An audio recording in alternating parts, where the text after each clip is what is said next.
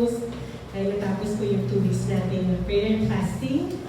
Talaga naman po sa sharing namin last Friday night ay nakita po namin yung marami po kasagutan ng Panginoon. Of course, the Lord's answer is not always the way we want it to be, pero po ay po nakita namin pagsama ng Panginoon sa prayer and fasting. And one of the answered prayers po na pinag-pray natin sa prayer and fasting is to invite guests po, no? Starting this Sunday and the coming Sundays when grabe si Lord. Sinagot niyo po agad. Kasi normally po when you invite other pastors, syempre po may mga hinahawakang pulpito yan. So talagang kalooban talaga ng Diyos pag na-free nila yung kanilang schedule at yung po yung sa mga answered prayers natin. Even po the guest pastor, pinag-pray po natin siya. Siya po yung unang binigay na name ni Lord. At sabi ko nga po sa kanila last Friday, na-amazed na ako kasi bigla po ako nagkasakit. Kaya sabi ko, grabe ang Panginoon, kaya inaayos niya ang lahat. Alam po talaga niya ang mga susunod na kabanata. At talagang may pinadala po siya na mag-share po ng mensahe sa umaga nito. And I pray po na bawat sa atin maging open po ang ating mga, hindi lang ang mga mata literally, kundi ang spiritual eyes po natin at ang ating pakinig po. Kasi alam ko po, hindi po aksidente na pinadala po ang ating invited guest this morning. Meron po talagang nilaan ng Panginoon na mensahe through her para po sa bawat sa atin. Most especially po, as we journey for another year and years to come as a church po, as December is our anniversary month. Kaya mahalaga po na mapakinggan po natin kung ano po ang papagawa sa atin ng Panginoon sa mga darating po na taon. Kaya po, hindi ko na po siya tinanong kung paano ko siya introduce because I'd like to give po that time for her para po ma-share sa atin yung kanyang personal walk po with the Lord. So, palakpan po natin sa Panginoon ng buhay po ni Pastor Rebecca Torreya. Isang mapagpalang umaga po sa bawat isa. Good morning. Good morning po. God is good. All the time. All the time. God is good. Amen. Palakpan po natin ang Panginoon. Hallelujah. Glory to God. At bago po ako magpakalayo-layo pa, manalangin po muna tayo. Amen po ba? Hallelujah. We give you praise, O God. We give you glory and honor, O Lord. Hallelujah. Napakabuti niyo po, Panginoon. Tunay nga, O Diyos, kayo po ang nagsusustain sa amin, Father God.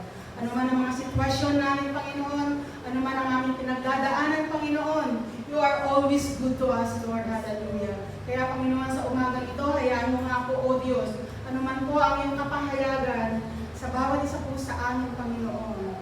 Hayaan po ang iyong salita, Panginoon, magkaroon po ng kapangyarihan sa aming mga puso, Panginoon. At ito'y maging kalakasan po namin, O Diyos. At ito, Panginoon, O Diyos, panghahawakan po namin, Panginoon, upang makapagpatuloy po kami sa layunin mo po sa bawat isa po sa amin, O Diyos. Aming Ama, ikaw lamang po ang siyang maitaas, Panginoon. Ikaw lamang po ang siyang mapapurihan, Panginoon, sa oras na ito. At patuloy po, O Diyos. Dalangin ko nga po, Panginoon, gamitin mo lamang po akong isang mouthpiece, Panginoon, sa mga oras na ito, O Diyos. Ano man po ang iyong kapahayagan po sa bawat isa po sa amin, Lord God. Isang instrumento lamang po, Panginoon, ako, O God. Kaya po, Panginoon, ilagay mo po ako sa iyong likuran, O Diyos. Ako'y mabagal, Panginoon, at kayo lamang po ang siyang maitaas, Panginoon. And let your Holy Spirit flow in this place, O God. Hallelujah, hallelujah. At hayaan mo, Panginoon, ang iyong presensya. Punuin po kami ng iyong presensya, Panginoon, sa mga sandali nito, O Diyos. Hallelujah, hallelujah. Sa iyo, O Diyos, ang lahat ng papuri, pagsamba, at pagdakila sa pangalan ni Jesus. Ito po ang aming samod dalangin. Amen. Isang palapak muli sa Panginoon. Hallelujah. Alam niyo po, magmula po nung bumalik po ako sa aking tinubuang iglesia. Ito po yung first time na lumabas po ako. Ito po yung first time na ako po ay mag-speak sa ibang church. Nag-speak po ako sa mga daughter church, pero this is my first time. Kaya very memorable po ang araw na ito, December 1. December 1. At purihin ang Panginoon. Alam niyo po ba na talaga pong ang lahat ay pinaglakip-lakip ng Panginoon. Naniniwala po ba kayo doon? Amen. All things work together for good for those who love the Lord. Amen. Amen po. Kasi po, kung sa December 8 po, ay hindi po talaga ako available. Hallelujah. Dahil po, iyan po yung date po ng aming anniversary sa church. At isa po ako sa gagamitin po ng Lord doon sa aming workers' devotion. No po. Pero, salamat sa Panginoon. Ngayon po ako, nataon po dito. Kaya, glory to God. Glory to God po talaga. Alam niyo po, nung kami po ay nagkakilala ni Ma'am Pauline, kaya niyo po na introduce ko lang po kung paano po ako napunta ng Solet. Kami po ay nagkakilala po ni Ma'am Pauline sa Prayer Mountain. Doon po kami first time na nakita ni Ma'am Pauline sa Prayer Mountain. At that point, it was my weakest part of spiritual life. Nasa dingit po ako alam niyo po yun. Mahirap po na yung spiritual life po natin ay unti-unti bumabagsak. Subalit, talagang napakabuti po ng Panginoon dahil ayaw niya na tuluyan po akong manghihina sa aking spiritual. At isa pong binigay ng Lord sa akin ay umakyat po ng Prayer Mountain. At that was my first time na umakyat po ng Prayer Mountain. Then, pumunta pa po ako dito sa kasi po minsan dumadaan po ako along dyan sa may Sabarte. Akala ko nandyan pa po yung isang church ng Bread of Life. At hindi ko rin po alam na hawak din po pala dati yun ni Ma'am Pauline. Yung sa may Sabarte, corner ng Sabarte. Pumunta po ako doon, pero suddenly, nalulungkot ako, wala na po yung Bread of Life po doon. And wala pong alam kung saan lumipat po. Pero gano'n naman, talaga pong nandun po yung puso ko na umakyat po ng Prayer Mountain. At nagtanong po ako doon sa head pastor po namin sa church kung paano pumunta. At binigay niya yung instruction sa akin. Sa madaling salita, nakaakyat po ng Prayer Mountain. At doon po ay si Ma'am Pauline po yung ginamit sa Dawn Watch. No? Doon po kami at alam niyo po sinusundan po si Ma'am Pauline. Kasi gusto ko po talaga magpa-counsel sa kanya. Kasi nga po talagang yung spiritual life ko noon ay nasa lowest part. Pero hindi po kami nagkaroon po ng masyadong mahabang usapan. Then, alam niyo, after ko po sa pagbaba ko po ng Prayer Mountain, namusap po ang Lord sa akin na magpalakas ng aking spiritual. Pero hindi ko po alam po ang talagang plano ng Lord sa akin. Sa madaling salita po, dahil po pag ganun, ang nangyari po kasi sa akin dati, naging grasshopper. Si Ma'am Pauline, alam niyo po, hinintay po talaga siyang bumaba ng pulpit. At in-approach ko siya. At doon po, kilala po kami. Then, sa mga sumunod na po na Sundays, doon na po kami nag-church ng mga po. So, ilang years din po yun. Kung hindi po ako nagkakamali, dumating po ako ng Bread of Life, na ngayon ay Soul Energy na po. Ito na po. Year 2007. 2007 lang po. Mga ganun po. At nakasama pa po ako doon sa Pinares pa yun. Nakapunta pa po ako doon. At nagtuloy-tuloy na po ako. Alam niyo po ba, ang first ministry ko po sa Bread, usher po ako. Dito po sa Robinson's Fairview. Usher po ako sa paggabay po ni Sister Lucy. Alam na lang po kasi Sister Lucy. So hanggang ganun po until such time na ina-observe pala ako ni Ma'am Pauline. Hindi ko po alam na ina-obserbahan ko pala ako ni Ma'am Pauline. And then, mga ilang years pa po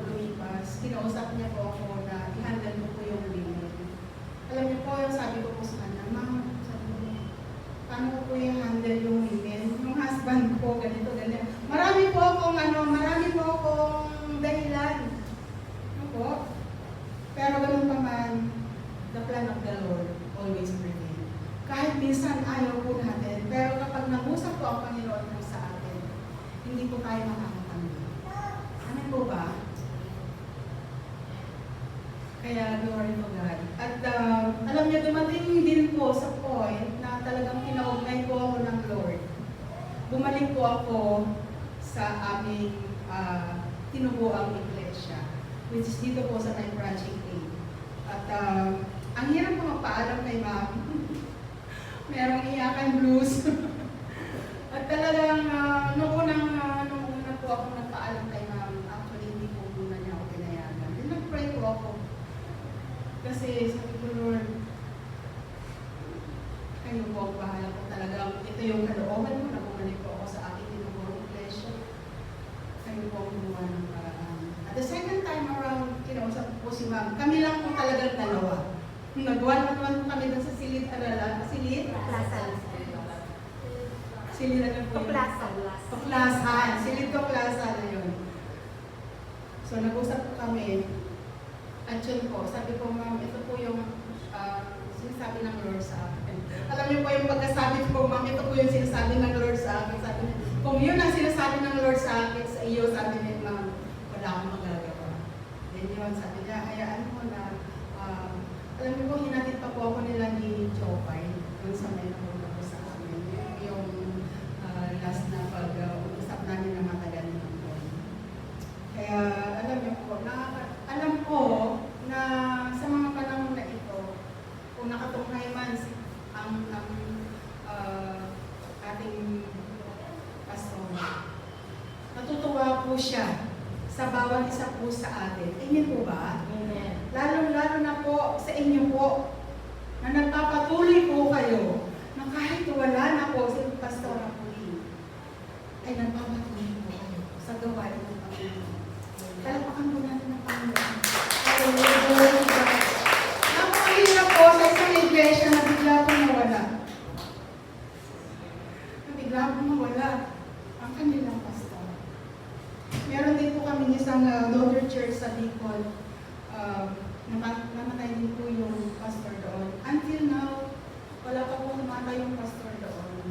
Isang taon na mahigit po. Pero alam niyo po ba, nagpapatuloy po sila. Pinupuntahan lang po ng pastor doon kapag anniversary. Nagpapatuloy po sila. At alam niyo po ba, kung sino po yung ginagamit po every week na para magpalakas sa mga miyembro po doon. Isang 85 years old na hindi makakita dahil malabong-malabo na po ang kanyang mata. Pero alam niyo po, nagpapatuloy po yung iglesia niyo. Inilalaban po nila ang kanilang pananampalataya. Palapakan po natin ang Panginoon. And I pray and hope na ganun din po ang gagawin po niya sa Soul Energy. Habang nagpe-pray po tayo ng isang magpapastor po sa iglesia ito, patuloy lamang po tayo sa laban ng ating pananampalataya. Amen po. Amen. Hallelujah. So now, naipakilala ko na po ang aking sarili. And hindi na po ako magpakatagal-tagal. Tayo po ay narako na po sa talagang mensahe ng Panginoon po sa umagang ito. Alam niyo po, nung nagkausap po kami ni Chef, after that, nag-pray po ako, Lord, ano po ba yung inimensahe ko po sa kanila? Ano po yung mensahe mo po sa kanila? Marami po akong pwedeng mensahe na ready na, pero hindi po yun yung sinasabi ng Lord na yung mensahe sa kanila. And ito po yung sinasabi ng Lord na inimensahe po sa umagang ito. Kung meron po kayong dalang Biblia, maaari po ba tayong magbukas ang ating mga Biblia sa Genesis 12, verses 1 to 9. At pwede po bang tumayo po tayong lahat bilang paggalang sa salita ng Diyos? Babasahin ko po, at alam ko po na meron naman po nakahanda po dyan. Sige po, babasahin ko po sa hawak kong Biblia.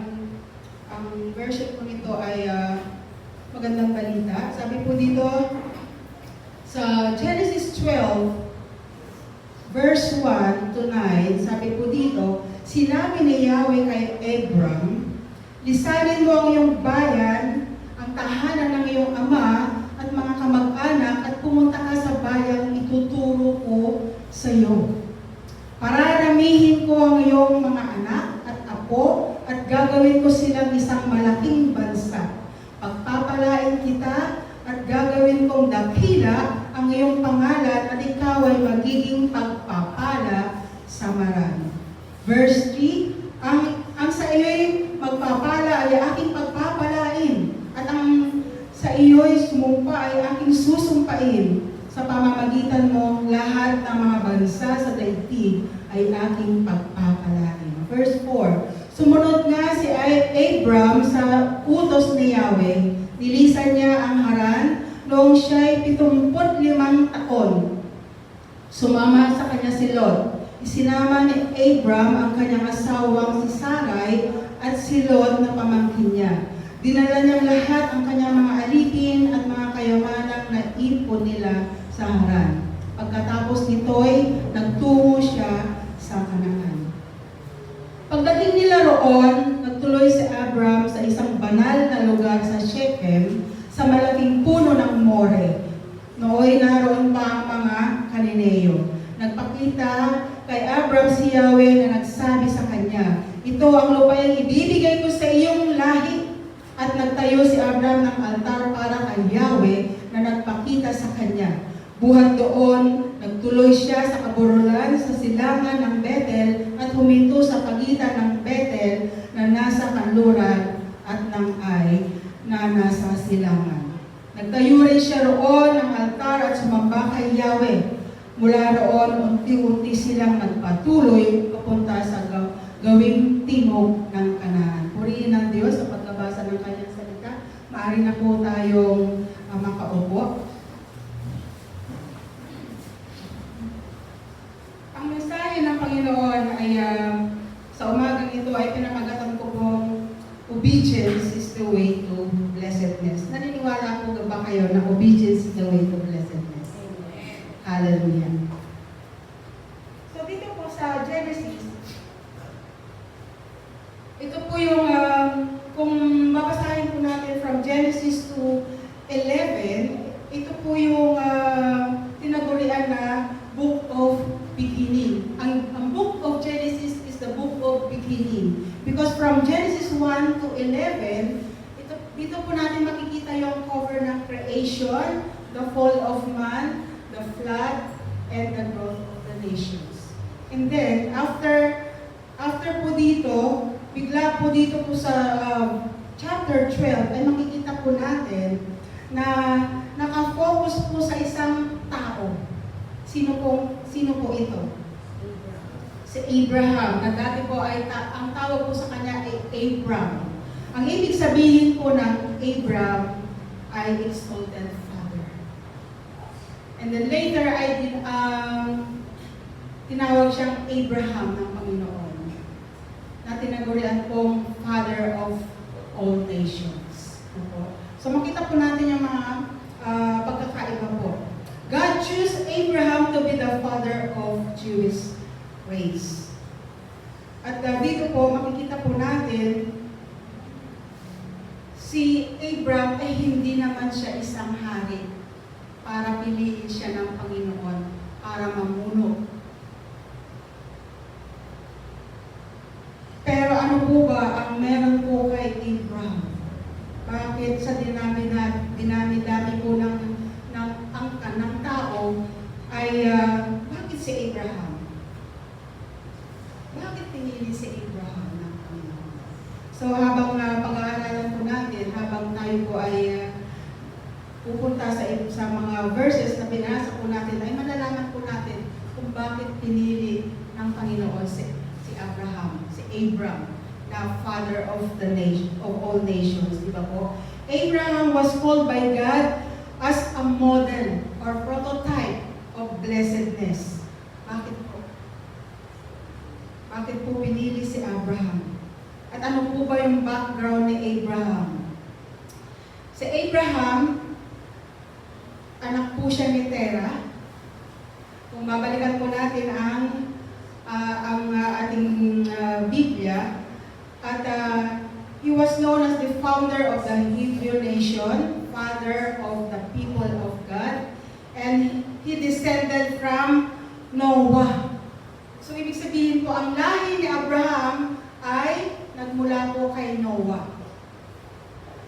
He descended from Noah through Shem. At makikita po natin yon sa mga previous na chapter. Dito po sa chapter 11, kung babasahin po natin dito sa 11:26, sabi po dito, 70 taon na si Terah nang magkaanak ng 3 lalaki, sina Abram, Nahor, at Haran. Ito naman ang kasaysayan ng mga anak ni Terah na sina Abram, Nahor, at si Haran na ama ni Lot. Buhay pa si Terah nang mamatay si Haran sa kanyang sariling bayan ng Ur sa Caldea. Napangasawa ni Abram si Sarai at napangasawa naman ni Nahor si Milka na anak ni Haran ng ama ni Isca. Ano niyo po, ang dami po mga, kung babalikan po natin, ang Old Testament ay parang nakakaantok pag babasahin po natin sa dami ng mga pangalan. Ang hirap din basta, ang hirap i-pronounce, tama po ba? Pero napaka-importante po pala ng bawat pangalan na nakasaad po dyan. Tulad po nito, saan po ba nanggaling ang lahi ni Abraham? Sa lahi po ni Noah. At kung babalikan po natin ang buhay po ni Noah, sino po si Noah? Siya po yung inutusan ng Panginoon na magtayo ng arko. Saan po pinatayo yung arko ng Panginoon? Sa tuktok ng bundok. Kaya nga po, tinatawanan po siya ng mga tao. Saan ba naman? Kung imagine po natin, di ba po ang arko o ang barko dapat po sa dagat? Pero bakit sa taas ng bundok? Pero makita po natin dito na sinunod po ang lahat ng instructions ni Noah. Ang lahat ng instructions ng Panginoon kay Noah ay sinunod niya. So ano po yung nakikita po natin doon? Obedience. Obedience. So doon po, sa lahi po ni Noah, ay nakita na po natin na siya po ay masunod. Sabi nga po nila, kung ano yung lahi po natin, down the line, ay mamanahin po yun. Naniniwala po ba kayo doon? Pero sabi ng iba, in every rule, there's an exception. Dahil sa pamilya, minsan merong lumalabas na black sheep. Yun ang katotohanan, yung realidad ng buhay. Pero, wag po nating limitahan yung kapangyarihan ng Diyos. Hindi po ba? So dito po, punta na po tayo sa pagkatawag po ni Abraham. Nung tinawag po siya ng Diyos. God's call is costly. God's call is costly. Bakit po? Bakit po God's call is costly? Kung babalikan po natin yung verse 1, sabi po dyan, sinabi ni Yahweh kay Abram, lisanin mo ang iyong bayan, ang tahanan ng iyong ama, at mga kamag-anak, at pumunta ka sa bayan, ituturo ko sa iyo. Kung sa atin po, sinabi po ng Panginoon yon, sino po ang gagamitin ng pangalan niya? 10. Pumunta ka sa Bicol. Lisanin mo ang pamilya mo. Ano po yung unang reaction natin? Ano yung unang reaction natin? Panginoon naman, ang layo-layo dun. Wala akong kilala dun, Lord. Di ba po? Usually yun po yung unang mararamdaman po natin eh. God's called Abram to leave his people and land behind in order to follow God's will. He needed to leave everything leave everything. God asked Abraham to leave his home and family. Kaya po ba natin iwanan ang pamilya natin para masunod ang kalooban ng Diyos? Kaya lamang po ang makakasagot po niya. Kaya lamang po ang makakasagot po niya. Are we willing to serve the Lord? Serving God is not only meant for a pastor. Tandaan po natin, hindi lamang po ang mga pastor ang tinaguri ang mga lingkod ng Diyos. Kanya-kanya po tayo ng pagkatawag. May kanya-kanya po tayong pagkatawag. But the cause of God, yung calling ng God sa bawat isa po sa atin, is costly. The cause of God's call includes denying the pleasures of sin and denying our will in order to submit to His will. At ito po yung nangyari po kay Abraham. Ano ang kaya mong iwan? Ano ang kaya mong iwan alang-alang sa pagsunod mo sa kalooban ng Diyos? Meron lamang po akong babasahin sa Matthew 19:29. Hindi ko na po yan pinalagay po dyan. Basahin ko na lamang po. Matthew 19:29. Sabi po dito, kapag iniwan ninyo man ang kanyang tahanan, mga kapatid na lalaki at babae, ama, ina, o asawa, mga anak, o mga lupain alang-alang sa akin, ay tatanggap siya ng 100 ibayo at pagkakalooban siya ng buhay na walang hanggan. 100 ibayo, 100-fold. Kung tayo pa ay susunod sa kalooban ng Diyos, tayo po ay tatanggap. Hindi lamang po ng 100-folds. The most important is yung buhay na walang hanggan. Na yun naman ay nakalaan para sa atin. Amen po ba? Amen. Iyon ay nakalaan para sa atin, yung ang kalooban ng Diyos para sa atin, na magkaroon po tayo ng buhay na walang hanggan at hindi tayo mapahamak. Kaya nga po binigay niya si Kristo sa atin. Nagkatawang tao si Kristo sa atin. Kung maalala niyo po ang John 3:16. Ano po ba ang nilalaman po ng John 3:16? Alam ko naman po na ito po ay memorize niyo na, kaya hindi ko na siya ipupo. Siguro naman po lahat po tayo ay alam po ang John 3:16. Amen po ba? Hallelujah. Palakpakan po natin ang Panginoon. Balik po ulit tayo sa Genesis 12. So Genesis 12, sabi po dyan, basahin ko muli yung verse 1, sabi niyan, sinabi ni Yahweh kay Abram, lisanin mo ang iyong bayan, ang tahanan ng iyong ama at mga kamag-anak at pumunta ka sa bayang ituturo ko sa iyo. Kaya po ba natin? Kaya po ba natin i-give up ang ating pamilya para sa pagsunod sa kalooban ng Diyos? Mahirap po. Kung wala po ang pagsama ng banal na spirito, hindi po natin kakayanin po ito. Lalo na po sa may mga pamilya. Amen po ba? Lalo na po sa may mga pamilya. Pero marami po tayong kilala mga lingkod ng Diyos na talagang give up na po nila ang lahat para po maglingkod sa Panginoon. Para po maglingkod sa Panginoon. Meron lamang po akong babasahin po dito, Luke 9:23 to 25. Ano po sabi po ng Luke 9:23 to 25? Ayan po. Sabi po dyan, at sinabi niya sa kanilang lahat, ang sino mang nagnanais sumunod sa akin ay kinakailangan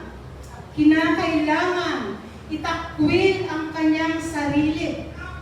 Pasanin ang araw-araw Pasanin araw-araw ang kanyang krus at sumunod sa akin.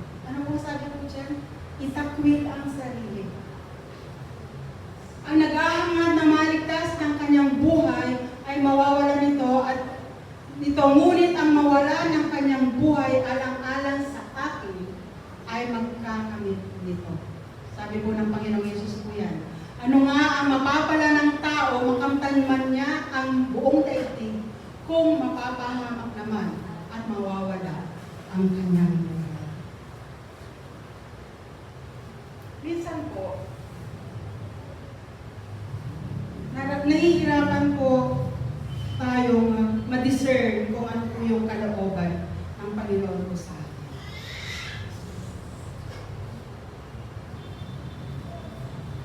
Pasensya na po. Minsan po, mahirap po magsakripisyo.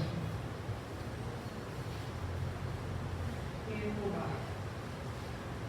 Mahirap po magsakripisyo. Mahirap isakripisyo. Minsan kaya hindi po tayo nakakasunod sa kalooban ng Diyos. Dahil po ayaw po natin lumabas sa comfort zone natin. Ano po ba ang comfort zone natin? Minsan po, nahihirapan po tayo sumunod sa kalooban ng Diyos. Dahil po, meron po tayong hindi maisuko sa Diyos. Hindi natin malubos na maisuko ang ating buhay para sa Panginoon. Hindi po ba? Excuse me. Sorry po. Bigla mo yata ako sinipon dahil sa panahon. Hallelujah.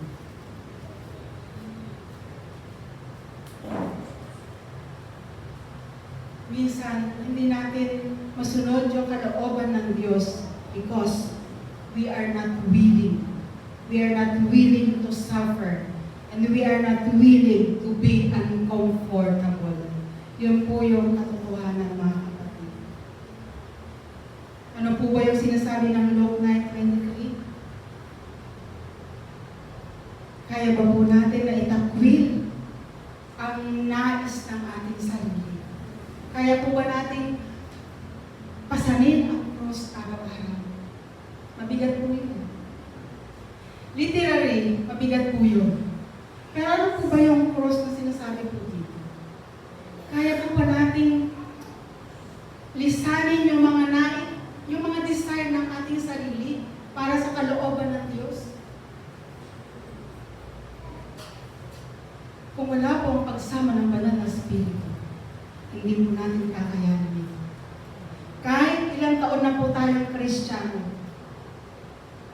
kailangan po natin ang kapangyarihan ng banal na Espiritu upang masunod po natin ang kalooban ng Diyos. Kailangan po natin magbabad sa presensya ng Diyos. Sino po dito nagbababad sa presensya ng Diyos? O tayo po ay babad sa cellphone? Alam niyo po, napakalaki po ng nagagawa po ng gadget. Dahil po, inuubos po yung ating oras. At nakakalungkot po. Dahil po, minsan, hindi na po tayo mabubuhay kung wala po tayong cellphone. Tama po ba? Pero wala po naman yung cellphone ng araw eh. Wala nga po telepono ng araw eh. Pero nabuhay po sila. Nagpatuloy sila sa paglilingkod sa Panginoon. Ang dami na pong mga temptations ang ginagawa ang kaaway po sa ating buhay ngayon. Kaya kung hindi po tayo vigilant, kung hindi po tayo magbantay sa ating spiritual na buhay, maaring malin lang po tayo. At mawala po yung ating atensyon, yung ating focus sa Panginoon. Hallelujah. Facing life's challenges will be followed by blessings. Naniniwala po ba kayo? Tingnan po natin yung sinasabi po ng verse 2 to 3. ng Genesis 12. Sabi po dyan, anong sabi po ng Panginoon kay Abram? Pararamihin ko ang iyong mga anak at apo at gagawin ko silang malaking bansa. Pagpapalain kita at gagawin kong dakila ang iyong pangalan. Ikaw ay magiging pagpapala sa marami. Ang sa iyo'y magpapala ay aking pagpapalain at ang sa iyo'y sumumpa ay aking susumpain. Sa pamamagitan mo lahat ng mga bansa sa daigdig ay aking pagpapalain. So makita po natin dito yung pangako ng Panginoon kay Abraham. Isa-isahin po natin. Ito po yung covenant ng Lord kay Abraham. Una, bilangin niyo po akong ilan po ito. Pararamihin ko ang mga anak at apo.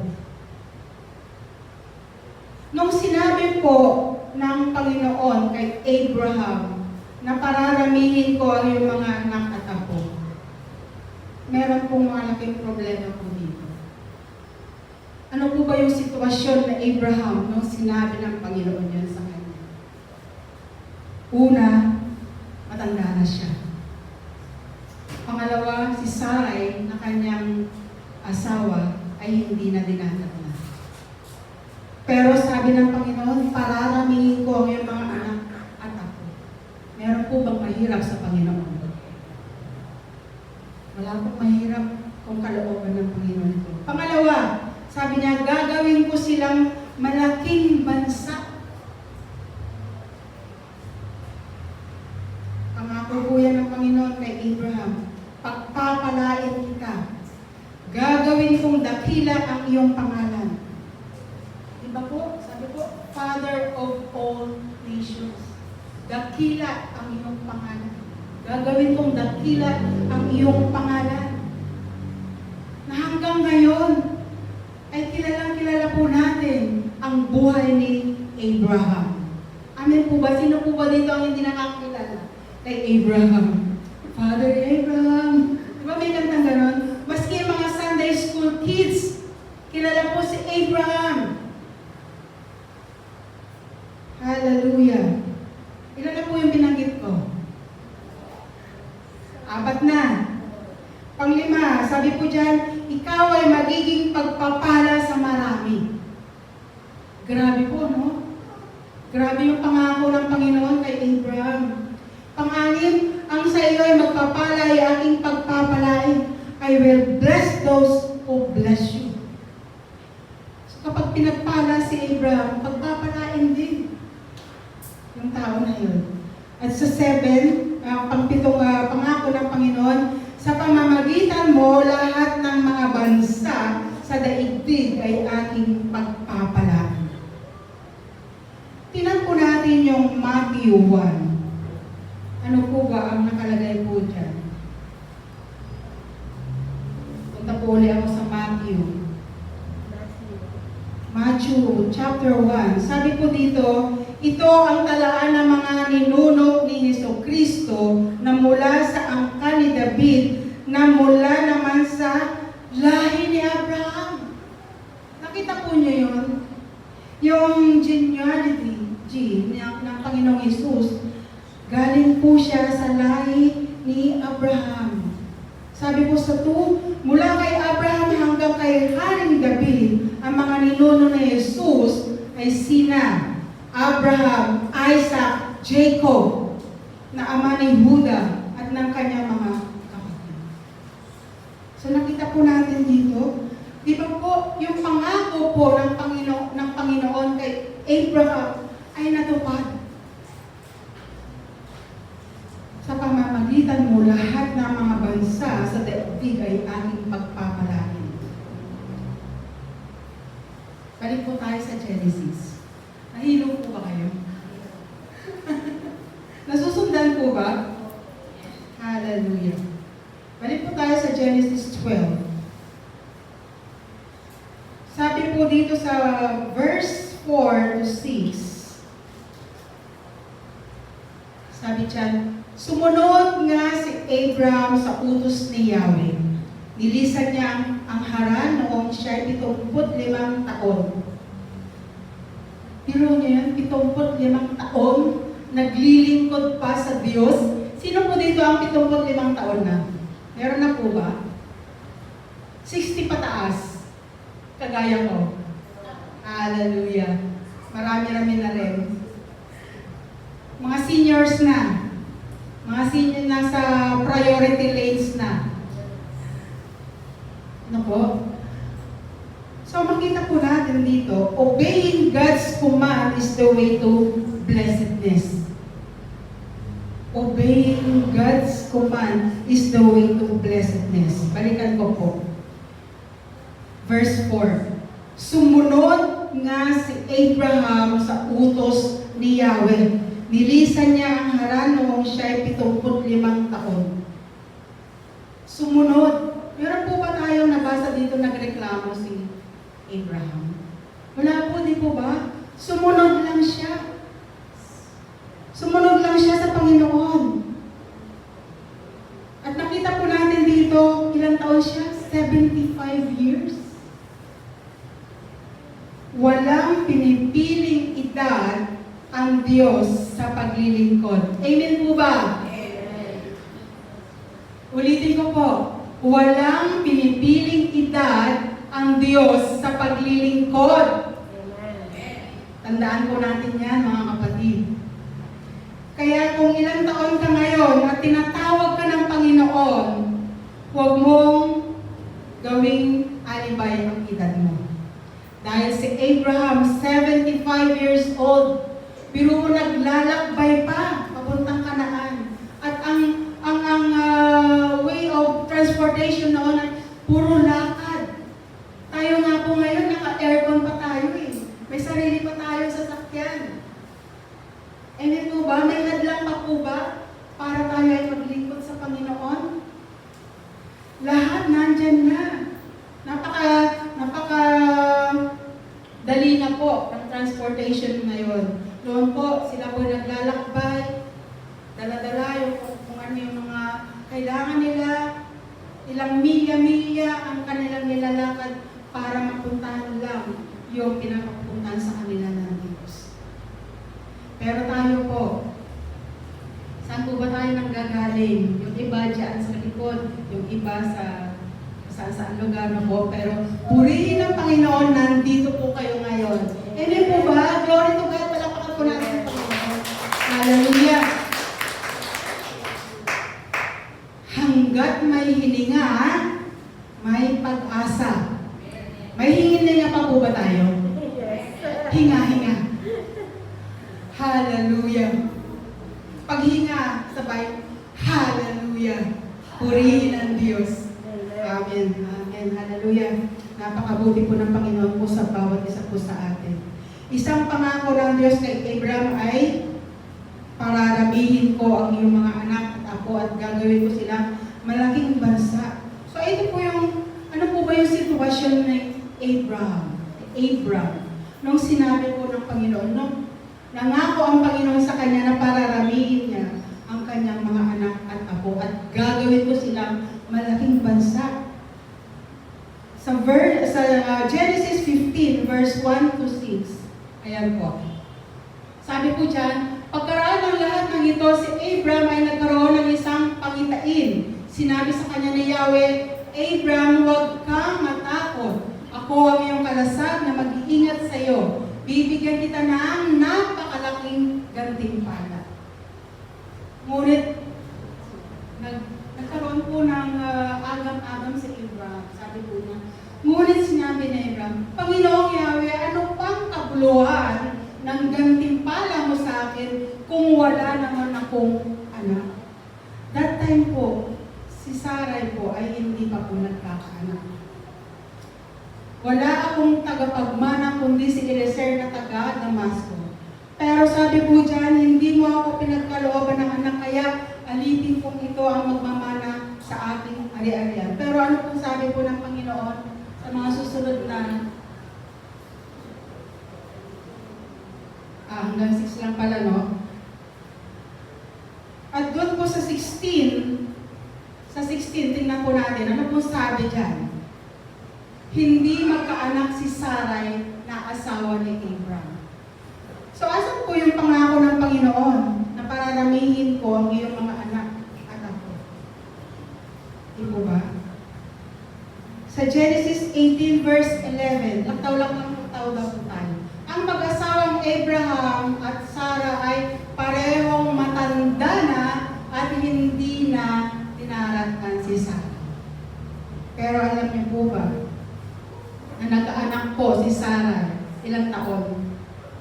Matanda na, di po ba? Hindi ko na po nailagay dyan. Assignment niyo yan. Pag nakita po ulit tayo, tatanungin ko kayo. Hallelujah. Ibig sabihin, babalik pa po ako dito. Hallelujah. Gusto niyo po ba? Purihin ang Panginoon. So, matanda na po siya noong mga panahon na yun. At meron pa po dyan na, hindi ko po nailagay dyan, na nagtawa pa po si Sarah nung pinuntahan po siya ng mga angel. Nagtawa po siya, hindi siya makapaniwala. Pero, binigyan po sila ng Isaac. Tama po ba? Kilala niyo po ba si Isaac? Sino po ang asawa ni Isaac? Sino po ang asawa ni Isaac? Assignment nyo rin po yan. Hindi ko po sasabihin. Hallelujah. So, kinigising ko lamang po kayo. Hallelujah. So, dito po, sa mga susunod po ng mga talata, the word of God and worship to God. Tingnan po natin kung ano po yung ginawa po ni Abraham sa 7 hanggang 9. Sabi po dyan, nagpakita kay Abraham si Yahweh na nagsabi sa kanya, ito ang lupaing ibibigay ko sa iyong lahi. Ano po ang ginawa ni Abraham? Nagtayo si Abraham ng altar para kay Yahweh na nagpakita sa kanya. Nagtayo si Abraham ng altar. Ito po yung dapat po nating ginagawa. Yung sumamba sa Panginoon. Pagsunod at pagsamba sa Panginoon. Ito po dapat yung way of life po natin. Yung sumamba sa Panginoon. Hindi po tayo binuhay ng Panginoon para kumain lamang, magtrabaho, matulog, kumain, magtrabaho, matulog. Meron pa pong mas mahalaga pong purpose ang Panginoon sa atin. Walang iba kundi sambahin siya, purihin siya, dakilain siya. Amen po ba? Palapakan po natin ang Panginoon. Hallelujah. Sabi po, Abraham did not respond to God's call to him. Perhaps kung hindi po sumunod si Abraham sa panawagan ng Diyos sa kanya, ay marahil po wala pong nation of Israel and other nations that become blessed to him. Marami pong pinagpala ng mga nasyon dahil po kay Abraham. Kung maalala rin po natin si Joseph the Dreamer. Sino po nakakilala po kay Joseph the Dreamer? Di po ba galing po siya sa lahi ni Abraham? Review din mga kapatid. Balikan po natin ang ating Old Testament. Opo. So nakita po natin dito na sumunod lamang po si Abraham sa sinasabi po ng Panginoon po sa kanya.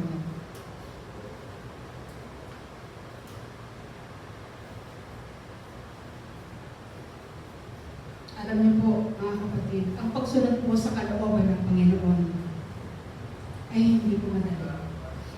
Marami po tayong dapat isaalang-alang.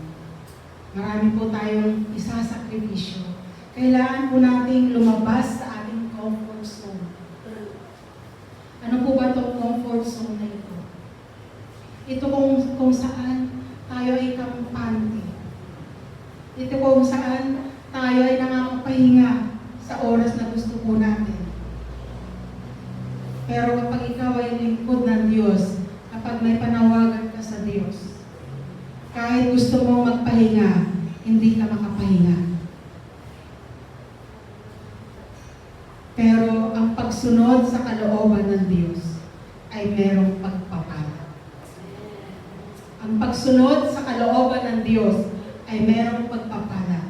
Kung hindi po sumunod si Abraham sa sinabi ng Diyos sa Kanya, maaari po ay wala po tayo ngayon. Maaari po ay wala po yung mga lahi na kung saan ginamit ng Diyos para magkatawang tao ang Panginoong Hesus. Kaya napaka mahalaga yung ating pagsunod sa kalooban ng Diyos. Sa aking pagtatapos na, conclusion na.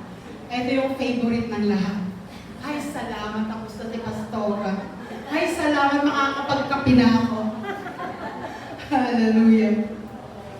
Sabi po dyan, although old Abraham left his comfortable life in Ur with only the Lord's word as a guide. Sinundan lamang po niya yung sinabi ng Panginoon sa kanya. With only the Lord's word as guide. Kaya mga kapatid, maging sensitive lamang po tayo sa sinasabi ng Diyos sa atin. Paano tayo magiging sensitive? Paano natin maririnig yung audible voice ng Panginoon?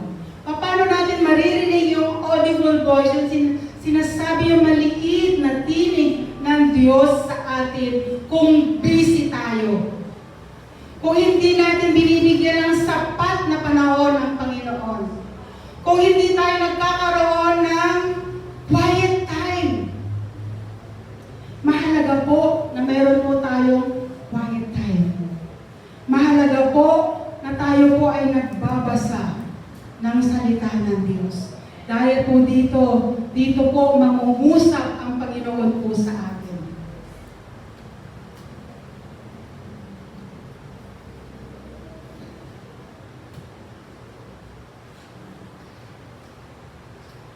Abraham believed God and obediently moved to an unknown land. Na kahit hindi niya kilala yung lugar na yun, pero sumunod siya sa sinasabi ng Panginoon sa kanya. Kaya mga kapatid, sa mga oras na ito, be encouraged by the story of Abraham. Maging encouragement yung storya o buhay ni Abraham sa atin. Be encouraged by the story of Abraham who faithfully obeyed God in different situations. This is a challenge to everyone. This is a challenge to everyone. And respond and obey God's great calling to us. Respond and obey God's great calling to us. What is your calling? What is the divine calling of the Lord to you? Nawa ang Diyos ang mangusap sa bawat isa po sa atin sa mga oras na ito. Hindi po hadlang ang anumang sitwasyon sa buhay natin. Kung tayo susunod sa Panginoong Yesus, sa kalooban ng Diyos sa atin. Tatandaan po natin mga kapatid, walang lingkod ng Diyos ang nagpalimos. Walang lingkod ng Diyos ang ginutom. Amin po ba? Tingnan po niyo yung mga katabi niyo, baka nagtatabaan na. Kasi kahit ako, tumaba na rin. Kaya today, ask God. Ngayong araw na to, tanungin mo ang Diyos. Ask God to help you. Be faithful under pressure. Be faithful under pressure. Nape-pressure ka ba? Are you pressured? Let's see what 1 Samuel 15 verse 22. Ito po yung huling babasahin po natin talata. Anong sabi po dyan? Pero sumagot si Samuel, mas nalulugod ba ang Panginoon sa mga handog ninyo kaysa pagsunod sa Kanya? Ang pagsunod sa Panginoon ay mas mabuti kaysa mga handog. Anong sabi ko? Madalas po natin marinig po ito. Obedience is better than sacrifice. Ang nais ng Panginoon sa iyo sa mga oras na ito ay yung obedience. your obedience to God. Ano ba sinasabi ng Diyos sa iyo sa mga oras na ito? Ang pakikinig sa Kanya ay mas mabuti kaysa paghahandog ng mga taba ng lupa. Obedience is better than sacrifice. Yan po yung salitang iiwanan ko po sa inyo sa mga oras na ito. Natunghayan po natin ang buhay ni Abraham. Kung paano po siya sumunod sa inyo, Panginoon. Kung paano sinunod niya ang sinabi mo po sa Kanya, O Diyos. At kung ano po yung mga pangako po sa Kanya. Lord God, sa mga oras na ito, Panginoon, mangusap ka po sa bawat isa, O Diyos. Mangusap ka po sa bawat isa. Ano man po, Panginoon, yung calling mo sa bawat isa, O Diyos. Bigyan mo po ng kalakasan, Panginoon. Bigyan mo po ng kalakasan at pagsama ng iyong banal na Espiritu, O Diyos. Lord, mahirap, Panginoon, ang sumunod sa kalooban mo. Dahil ito'y tanda na itatakwil namin ang aming mga sarili, ang aming sariling kalooban. Subalit ang pagsunod sa iyo, Panginoon, ay may kalakip na mga pagpapala, O Diyos. At tulungan mo po ang bawat isa, O God. Kung sino man po ang kinauugnay mo sa mga oras na ito, Panginoon. Lord, mangusap po kayo. Mangusap po kayo. Huwag mo hayaan, Panginoon. Ang gawain nito, Panginoon. Huwag mo hayaan, O Diyos. Ang kawalan, Panginoon. Ang pagpanaw ng aming pastor, ang ulit, Panginoon. Upang kami huwinto sa aming journey. Pagkos, Panginoon, maging challenge po sa bawat isa sa amin na kami magpatuloy na maglingkod sa iyo, O Diyos. Ano bang challenge sa aming buhay, Panginoon? Kaya Lord, kahabagan mo po kami, Panginoon. Kahabagan mo po ang soul energy, Lord. Hallelujah. Hallelujah. Kung sila po ay makapagpatuloy, Panginoon. Ano man po, Diyos, ang pinagagawa mo po sa kanila. Maging ito man ay pagsuko ng kanilang sarili, Panginoon. Maging ito man ay pagsuko, lumabas sa kanilang comfort zone, Panginoon. Tulungan mo po sila, O Diyos. Tulungan mo po ang bawat isa. Magampanan, Panginoon, ang kalooban mo. Magampanan, Panginoon, ang pinagagawa mo po sa kanila, O Diyos. Lord, hallelujah. Hallelujah. And I speak blessing upon this church in the name of Jesus. Hallelujah. Pagpapalain mo, Panginoon, ang soul energy, Lord God, abundantly, Lord God, na hindi malilim na pagpapala, Panginoon, mumula po sa inyo, Panginoon. Kaya Lord, salamat po, Panginoon, sa mga taong tinawag mo, Panginoon. Hallelujah. Upang maglingkod po sa inyo. Salamat, Ama, sa pangalan ni Jesus. Amen.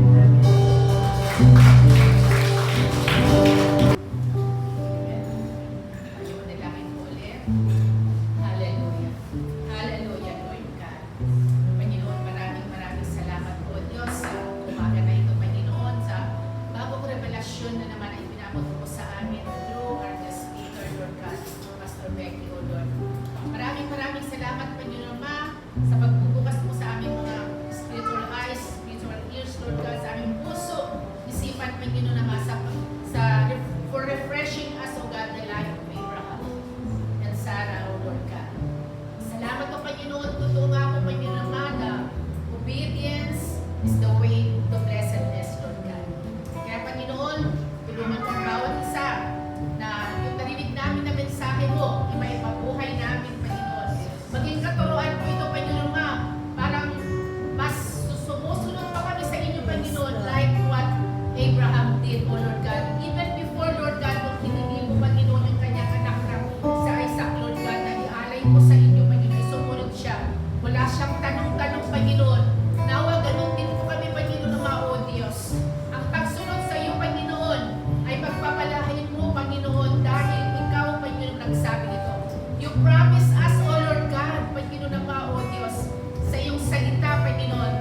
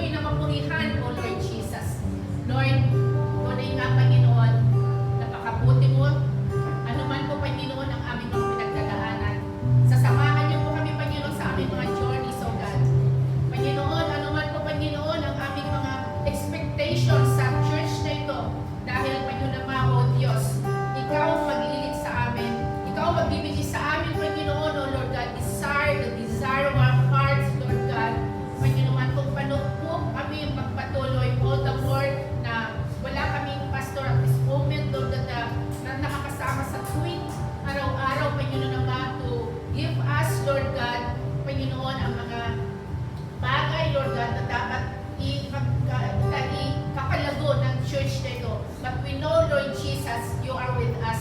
You are with us always. At ni minsan, hindi mo kami iniwanan. Ni minsan, hindi mo kami pinabayaan. Lord Jesus, thank you. Thank you so much, Lord God. Panginoon, sa iyo lahat pinapagkatiwala, Panginoon, even sa mga hindi nakarating ngayon ng mga kasabahan, mga kapatiran, Lord God, na hindi nakarating because of the weather. Lord, we are also lifting up them unto your hands, Lord God, for your guidance, Lord, for your blessing to them, Lord God. Panginoon, even, Lord God, Panginoon naman sa bawat pamilya, Lord God, na narinig ito, bless each one of us, O Lord God. Pagpalain mo po, Panginoon, ang aming guest pastor, ang kanyang pamilya, Panginoon, tinataas namin. Pagpatuloy, Panginoon naman, O Lord God. Ikaw po, Panginoon, ang ibigay mo siya sa anointing sa aming pastor, Lord God. Panginoon, O Father God, na mas pataas pa, Panginoon, ang panawagan mo sa kanya, O Lord God, that you will make a word and dash of us, O Lord, na kanilang bisita, O Lord, sa aming mga protection of us, mas marami pa, Panginoon, maaabot nila. Mas marami pa, Panginoon, makakilala sa inyo bilang Lord and Savior of their lives, O God. Salamat po, Panginoon, O Diyos. Salamat, Panginoon. At tinataas din namin, Panginoon, mga workers ng Soul Energy, Lord God. Alam ko na bawat isa sa amin, Lord God, ay may kanya kaming panawagan. Lord, hindi man namin na-acknowledge pa, Panginoon, dahil kami po ay dumadaan po, Panginoon, sa pagsubok na ito. But Father God, we thank you because sa mga pagsubok na aming dinadaanan ay kasama ka namin, Lord God. And we, Father God, entrust everything unto your hands as you take in charge of each one of us, O Lord. We ask your wisdom, we ask your direction, we ask your guidance, O Lord God, as we continue to obey, O Lord God. Salamat po, Panginoon naman. Pagpalain mo the work of our hands, O God. Pagpalain mo, Panginoon, ang mga praise and worship team, O Lord God. Pagpalain mo ang bawat ministry, ang mga children, Lord God, na Panginoon,